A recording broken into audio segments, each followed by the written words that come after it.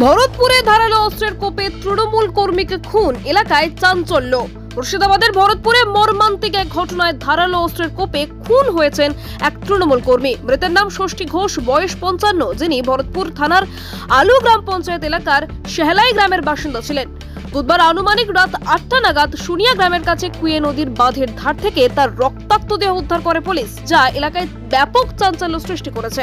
ঘটনার বিবরণ দিতে গিয়ে মৃতের স্ত্রী শ্যামলী ঘোষ জানান, বুধবার বিকেল 4টে নাগাদ ষষ্ঠী ঘোষ মাঠের কাজের জন্য শ্রমিক দেখতে বাড়ি থেকে বেরিয়েছিলেন। এরপর রাত 8টা নাগাদ তাদের কাছে খবর আসে যে বাড়ি থেকে প্রায় 300 মিটার দূরে কুয়ে নদীর বাঁধের ধারে তার মৃতদেহ পড়ে আছে। এই খবর পেয়ে পরিবারের সদস্যরা এবং স্থানীয়রা দ্রুত ঘটনাস্থলে ছুটে যান। স্থানীয়রা অবিলম্বে ভরতপুর থানায় খবর দেন। খবর পেয়ে ভরতপুর থানার পুলিশ দ্রুত ঘটনাস্থলে পৌঁছে মৃতদেহ উদ্ধার করে কান্দি মহকুমা হাসপাতালে ময়না তদন্তের জন্য পাঠায়। স্থানীয় সূত্রে জানা গেছে, ষষ্ঠী ঘোষ এলাকায় একজন অত্যন্ত সক্রিয় তৃণমূল কর্মী হিসেবে পরিচিত ছিলেন এবং রাজনৈতিক মহলে তার যথেষ্ট প্রভাব ছিল। তার এই আকস্মিক মৃত্যুতে রাজনৈতিক মহলেও শোকের ছায়া নেমে এসেছে। মৃতের জামাই ভীমদেব পাল এক চাঞ্চল্যকর তথ্য দাবি করেছেন। তার মতে, এর আগেও ষষ্ঠী ঘোষকে কয়েকবার খুনের চেষ্টা করা হয়েছিল। এই তথ্য ঘটনার পেছনে গভীর ষড়যন্ত্রের ইঙ্গিত দিচ্ছে। যদিও এই খুনের পিছনে প্রকৃত কারণ অর্থাৎ রাজনৈতিক শত্রুতা নাকি ব্যক্তিগত আক্রোশ তা এখনো স্পষ্ট নয়। এই নৃশংস হত্যাকাণ্ডের ঘটনায় ভরতপুর থানার পুলিশ দ্রুত তদন্ত শুরু করেছে। তারা ঘটনাস্থল থেকে প্রয়োজনীয় নমুনা সংগ্রহ করেছে এবং প্রত্যক্ষদর্শীদের জিজ্ঞাসাবাদ করছে। তবে এই ঘটনায় এখনো পর্যন্ত কাউকে গ্রেফতার বা আটক করার খবর পাওয়া যায়নি। পুলিশের পক্ষ থেকে জানানো হয়েছে, তদন্ত শেষ না হওয়া পর্যন্ত এই বিষয়ে কোনো মন্তব্য করা সম্ভব নয়।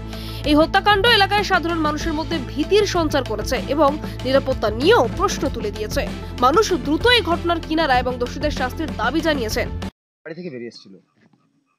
বাড়ি থেকে কখন এসেছিল? তখন কটা বাজে? 4টে নাকি? হ্যাঁ 4টে হবে হয়তো। 4টে বাজে তখন। বৈকাল 4টে। হ্যাঁ। কি বলে এসেছিল বাড়িতে? বললো মুন্নিস দেখে আসে। আচ্ছা, মাঠের জন্য? হ্যাঁ। আচ্ছা, দিয়ে তারপরে এই খবরটা কখন পেলেন? এই খবরটা আমরা এই 8 ঘন্টা হবে পেলাম। তখন গ্রামের শুনিয়া লোক সব চলে এসে, আমরা জানি না। আমরা ফোন করছি, ফোনে ধরছি না। দিয়ে আমার দেওরকে বললাম ফোন করো, তো ফোনে ধরলো না।